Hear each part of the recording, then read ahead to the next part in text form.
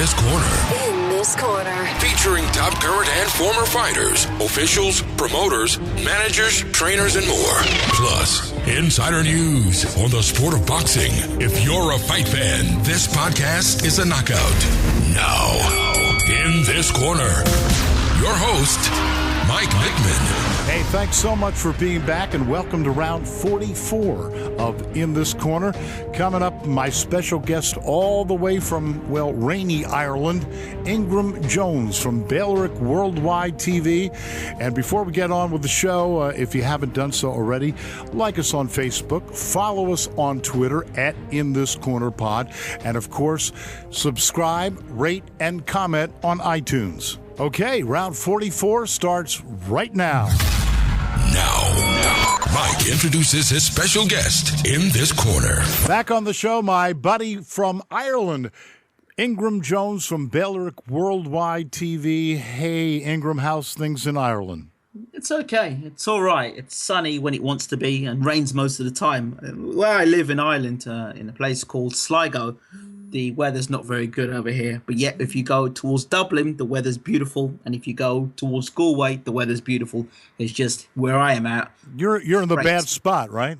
I'm in a bad spot indeed, yeah. So that's kind of like here in the U.S. You know, we're near Philadelphia. We've had a lot of bad days, some rain and cloudy days.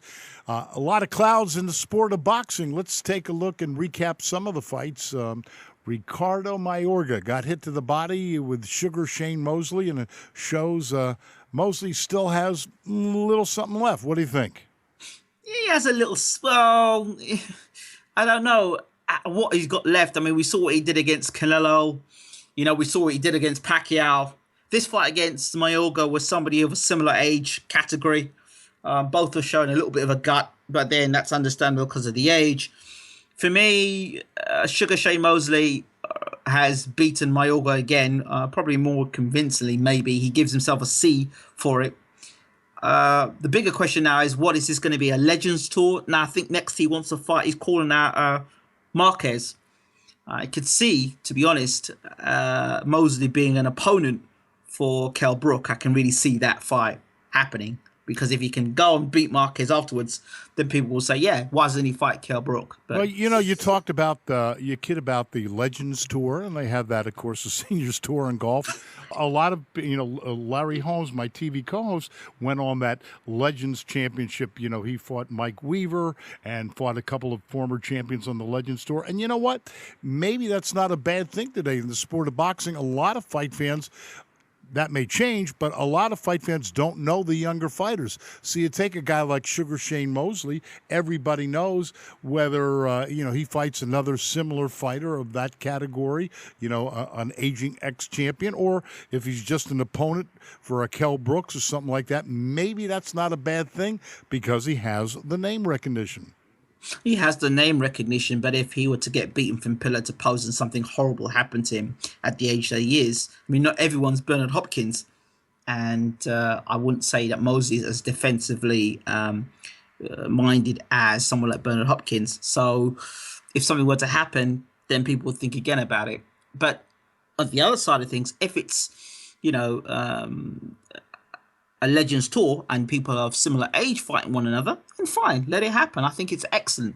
What I don't like, though, is that the fact that this whole fight between Mayorga and Mosley, it seemed almost manufactured their hatred towards one another. There was one incident in particular where his girlfriend sort of bent over and Mayorga felt the need to slap Mosley's girlfriend on her backside. It seemed all pretty manufactured to me. Gee, you think? Yeah, I kind of think so. A little show business? Yeah, I think that's a way of selling the fight, And if many stories about Mosley being broke because of what happened with his ex-partner and her taking all the money off of him and all this. So, they had to sell the fight, and how better to sell a fight than to cause some sort of phony war between the two of them. And if Mayorga comes out and says it's all manufactured, Mayorga of all people says this, then, it kind of makes me believe that possibly it could be manufactured. And even who goes to do a square off with somebody for the camera and brings their girlfriend as the girlfriend right next to him. I just find the thing a very You think it was a little too coincidental, right? yeah, too coincidental. Hey, you know, I got to tell you this. You talked about the seniors tour. Yes. A friend of mine was with ex-champ Riddick Bowe, and guess what? Riddick wants to come back. Cash flow's a little low right now, and he wants to come back. Right. And, I don't know if that'll happen here in the States, but, there's always those foreign countries that don't have the real strict commissions where they can go. And Evander Holyfield, believe it or not, hit like another shot. So, I really like that seniors tour. It worked great for golf. I tell you what, it could work. Maybe PBC could have their Legends tour, and that would be a nice, good money maker where these fighters go in like a tournament. I don't know, a league or something where they fight and they get to tour around various parts of America and around the world fighting.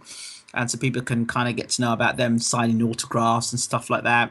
I think that would be quite good. Sure. Kind of like a Contender Series almost. Having all these old ex-champions in one room, like the Contender Series. People would love that. That is good television. Another fight, Leo Santa Cruz came up pretty good shape against Abner Maris. Absolutely. I mean, I have to be honest. I can't lie to you, Mike. I have to say I know to you that I wouldn't do wasn't that. interested in either fighter, to be honest. I didn't care much for Abner Maris. He got done in a round by Johnny Gonzalez. And I thought, well, great. Okay, let's see how you come back. He didn't look great in his comeback. And then Santa Cruz has fought, and he didn't look great. He has never, for me, looked spectacular or looked great. So it's two guys who never looked great fighting against one another in quite a good fight. I was surprised from round one, these guys just flew out of the corner and just didn't stop punching one another. Santa Cruz, significantly taller with a longer reach, decided not to use the jab and box, instead stand right in the pocket and have a war with Santa Cruz, with Abner Maris, which was exciting to watch. Blow for blow, punch for punch. And that's what boxing fans like. Purists would like to have probably seen Santa Cruz use the jab more, control the distance and the range, but it wouldn't have been as exciting a fight. And we all know what people think of Mayweather. Those who don't like to see the hit and not get hit genre of boxing prefer to see two guys go snooze to time. one another. Snooze time. Yeah, snooze time. So, but the object of boxing is to hit and not get hit. The last time I looked at it. Well, that is if you want to have a long career. If you're looking for a short career, then you go stay there and go toe to toe. Oh, absolutely. Don't get me wrong. I certainly do enjoy a good old tear up from every so often, but not every week I want to watch a tear up. I want to watch a guy, make a guy miss, make him pay, make him look silly, count him, hit him and hurt him. I like that sort of stuff, make him miss, make him pay. That I like to see the skillful side of things. A guy putting a jab and a right hand together and a left hook and doubling up to the body. I like that sort of stuff, moving body to head. I like that stuff. As my friend, the late, great Eddie Futch used to say, every day in boxing should be like Christmas. 'Tis better to give than to receive. Yeah, absolutely. That's said from a great man there. And I think, indeed, it's better to give than receive. Anybody who's been in a ring and taken punches will tell you that, no doubt. All right, a fight that may have a little interest in your neck of the woods. Tyson Fury taking on the one and only Vladimir Klitschko. What do you think about that? Well, we keep going back and forth on this. You don't rate Tyson that highly, and I think Tyson could pull up a few trees in this fight.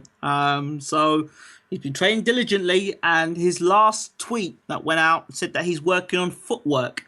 And he says footwork's the key to this fight. Not so much the punches I throw, but the footworks. It means that he's going to be in and out and, trying to maneuver Vlad around the ring. Should be interesting. Are you trying to say a fleet-footed Tyson Fury? I don't know if I can picture that. Well, no, I don't, but I don't think you can picture Tyson winning the fight, and I don't think you picture Tyson being a good big man fighting. So, right in it there, you're not a believer. Maybe Tyson will convert you after this fight. Well, I hope I eat my words. Okay, I'd love to see it. Because he's a good guy, and I'd love to see it. And I do know one thing, and I've been saying this all along. The first person that lands one right on the button of Klitschko, he's gone. So if Fury can land early, he'll be gone. That's if he can. If Tyson Fury becomes world heavyweight champion, we will have a charismatic champion. We will have a champion that is going to be Well, he'll be controversial for the sport, and he'll be a little different. He won't be like the statesman, which is Klitschko. But then I think people want a bit of excitement in the heavyweight division. People want a controversial character in the heavyweight division, and I think that Tyson brings that entertainment, excitement, and people will talk about him. Yeah, and nobody's like the great British fans in boxing. They've been throughout. You can go back to the 1930s, from the time of Randy Turpin, even beyond that. And they've been probably the best fight fans in the world. They really get behind their fighters, and I think this would really light a fire, for British boxing. Not just British boxing. Remember, Irish boxing as well. Tyson has Irish. Heritage, so you've got to consider the Irish with this as well. The luck of the Irish should be with him on that night. A great fight, and I'll tell you what, I haven't exactly done the math, but on the top of my head, I think this has to be probably the biggest championship. Heavyweight championship fight that I can recall. I don't recall two fighters, bigger getting in that ring to compete for the title. You're probably right there. I think the closest fight I can come to my mind off the top of my head recent times would be Lennox Lewis versus Michael Grant, or maybe Lennox Lewis versus Vitaly Klitschko. Yeah, that's about the closest, those two. Yeah, absolutely. Right, some real dream fights. And if you ask me my favorite fight, I think, and of course it has to be everybody else's favorite fight probably too, because the tickets, I don't even know if there are any more tickets available. Triple G going against Canadian David Lemieux. Wow, two power punchers going in there. You had mentioned a little earlier about going toe-to-toe, standing in the pocket. Triple G can move. Yeah, he can go in and out and toe-to-toe. But I think when he gets hit, he's going to stand there and fight, and this could be an amazing fight. Finally, I've been saying to Abel Sanchez, who refers to me now as handsome. Don't ask me why. Well, I know why. I can picture that. I don't blame him. You're a good-looking guy on television, Absolutely. Abel said to me, he said, Ingram, we're going to make the fight with David Lemieux. The fight has been made. They're true to their word.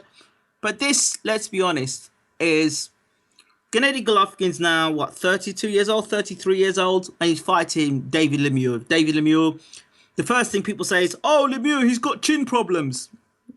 This is the fight. I look at this fight, not because of Lemieux's chin. I look at this fight because of Lemieux's punching power.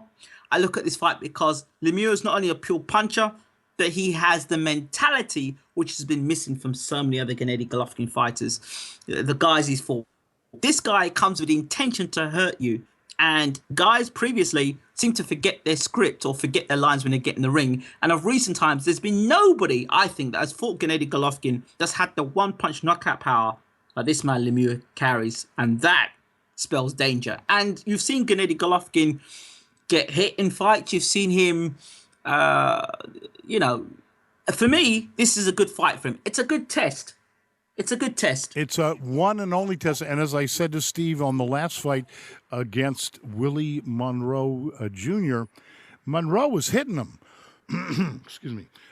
Willie Monroe was hitting him. And I said, if Monroe had a punch and was landing those shots, Triple G may not be standing. And certainly David Lemieux has the power.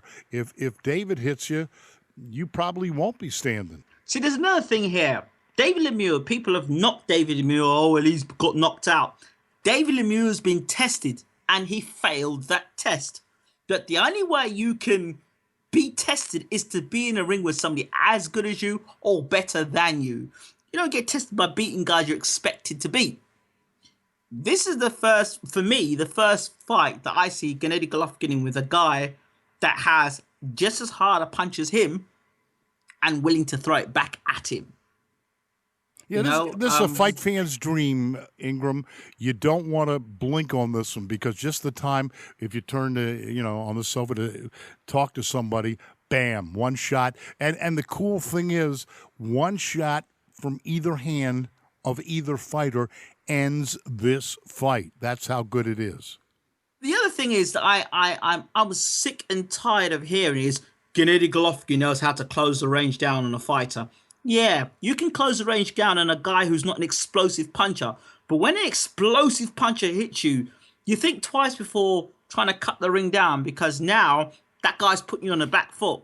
What does Gennady Golovkin fight like when he's put on the back foot? This is not me hating Gennady. I actually want to see a superstar. I don't want to manufacture a superstar. I want to see a superstar, a guy that can give it, a guy that can take it, a guy that can adapt when under pressure.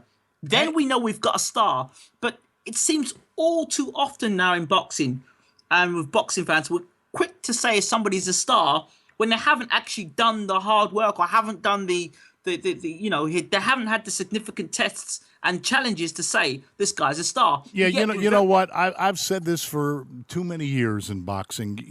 I hate the 30-0s with 28 knockouts and the 27-0s with 26 knockouts.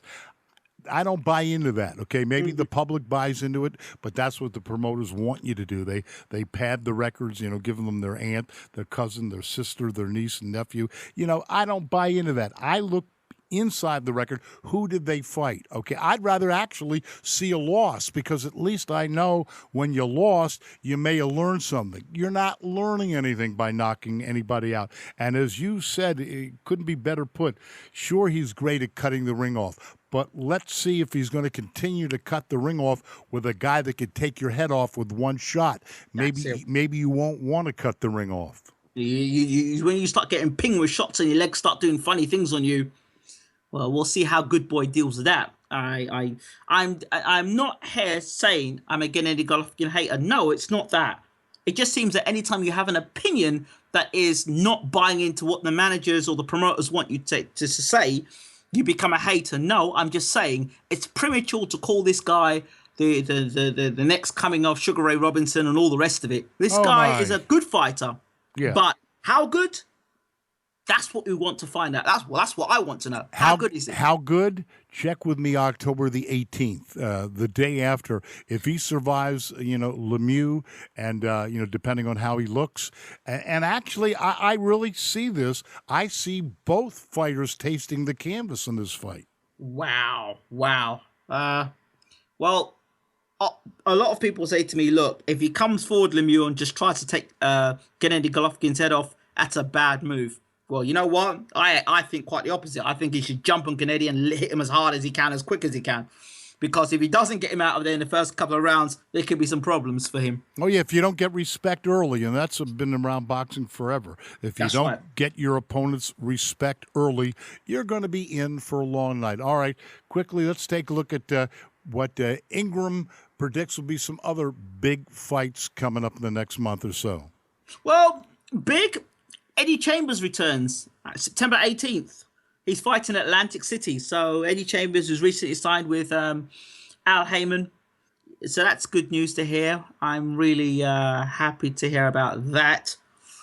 Usyk, I understand, the Ukrainian fighter who's trained by James Alibashir, is potentially going to be fighting for the world title in spring 2016. So that's going to be interesting. The guy who... recently knocked out Marco Huck. So that will be an interesting fight to see as well. And that was a great fight, by the way. That was a real exciting fight. What about Eddie Chambers' opponent? Can we do a little gossip on that?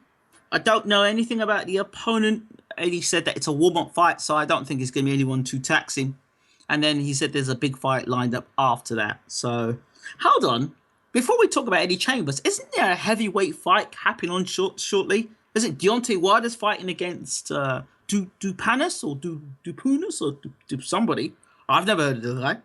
Yeah, we just checked on that, and that's September 26th against Johan De Hoppus in his hometown of Alabama. And I think I have to bake cookies that night. I may miss that fight. Anything I can do to miss that one. Johan De Hoppus, I don't. I think he'd be better off fighting, maybe somebody from the gym or something like that. I don't know. Maybe the cleaning guy. I don't know. But I love Deontay Wilder. I think can be a great champion. He's got, he's young. He's got a lot to learn. A great champion. We've had him on the show, and I respect him. I think he's got all the physical attributes, and he's got the makings of a great champion. And really, I'm kidding around about this, but every champion, go back to Joe Louis, okay? They all have their bum of the month club. You can't fight every fight tough, okay? You're entitled as a champion. You got your mandatories, and you're entitled to take some time off. And this is a nice, here I am, showcase the home crowd, the hometown crowd in Alabama, and, make a dollar or two, and he's entitled to that, and then let him get back and fight somebody the next one. But Mike, the fight before that, he fought Molina, right? Well, all right, so take 2 fights off and then fight somebody the third one. Okay. The third one is meant to be Povetkin. Okay, yeah. Yeah, see, if he fights Povetkin, a lot of people don't expect Wilder to beat Povetkin.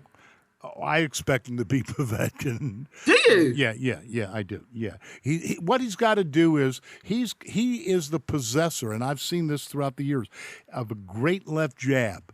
Okay, he's got a dynamite right hand. Now, what he has to learn is what Larry Holmes learned, and so many of the great fighters over the years.